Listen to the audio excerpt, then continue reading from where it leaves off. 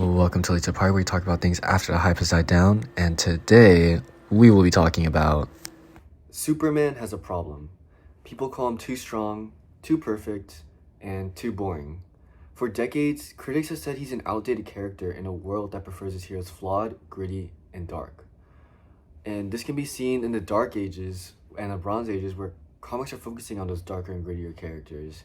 This can also be seen in modern times too, where we have a focus on evil Superman variants, such as Homelander, Omni-Man, and Brightburn. But All-Star Superman by Grant Morrison and Frank Quitely, which is a definitive Superman comic, is a book that changes the conversation as well. It strips Superman down to his core, and in just 12 issues, shows us why he matters. Not as a superhero, but as a myth and as a symbol and as an idea. When DC launched All-Star Comics 20 years ago, its goal was pretty simple. Its objective was to basically tell a story about their most popular characters in the definitive sense, where it's free from continuity, no baggage, and no decades of lore, showing the essence of the character. Sometimes it turned out really well, like All-Star Superman. Other times, it kind of like crashed and burned, like All-Star Batman. Yeah. Anyways, Grant Morrison, a writer known for his very like a lot of things going on type of writing styles, like postmodern, very meta sometimes as well, and Frank Quitely with his soft yet powerful artwork were the perfect pairing for the story that they were going to write. And that story was All-Star Superman. And their pitch for it was a story about Superman's death. Now, this wasn't death in the typical superhero sense where they come back alive like a week later. This was death in the sense that the character was being deconstructed, and Morrison was mainly trying to answer the question, what would Superman do if he knew his time was running out? The result was a 12-issue story that played out like a modern myth. Each chapter was a parable, a lesson, or a final act of kindness from the Man of Steel. And it's sectioned off like very clearly, and it's honestly an amazing read. So let's talk about it. So the story begins with Superman overexposing himself to the sun in order to save a doomed space mission. The radiation overloads his cells, granting him temporary godlike powers, but also ensuring his death. Dr. Leo Quintum, a flamboyant scientist who kind of looks like Willy Wonka, tells him plainly, you don't have long. And that you don't have long is basically the ticking engine of All-Star Superman. Morrison isn't really interested in can Superman win this fight, because, I mean, let's be real, Superman always wins. Instead, the story is more of a what will Superman do with his final days? And the answer is everything. He ties up loose ends, lets Lois have superpowers for a little, forgives Lex Luthor, reconciles with his father's death, and prepares humanity to live without him. And it's honestly amazing. That's like the main plot premise. We're done.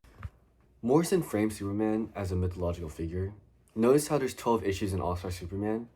That wasn't not like just let's just do 12 issues. No, it was because they were comparing Superman to Hercules. Even in the story, Superman is predicted to do 12 great deeds before his death, similar to Hercules, where he was tasked with 12 great deeds, and both are like very similar in that heroic sense.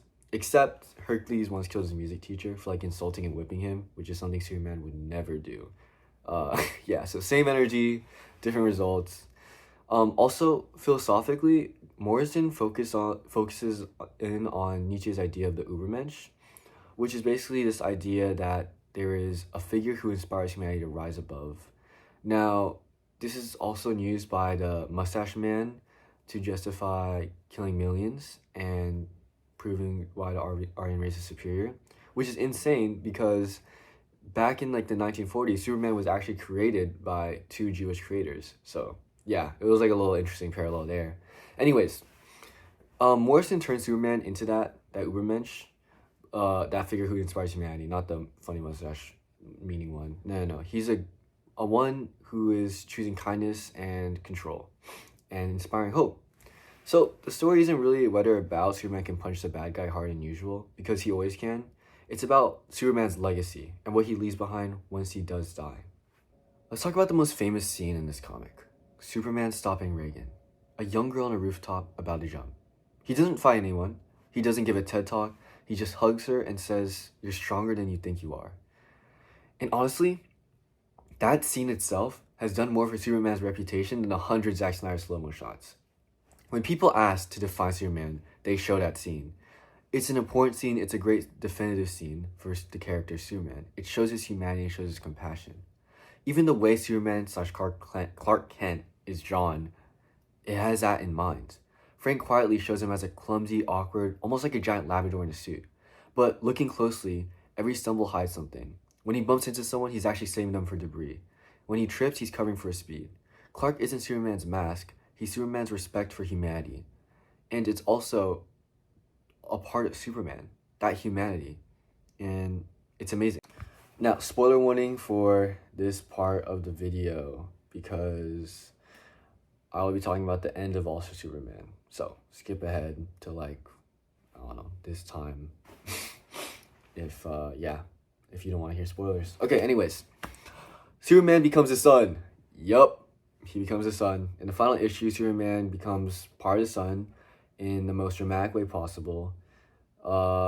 He basically just ascends to a higher plane. He doesn't die in agony or rage.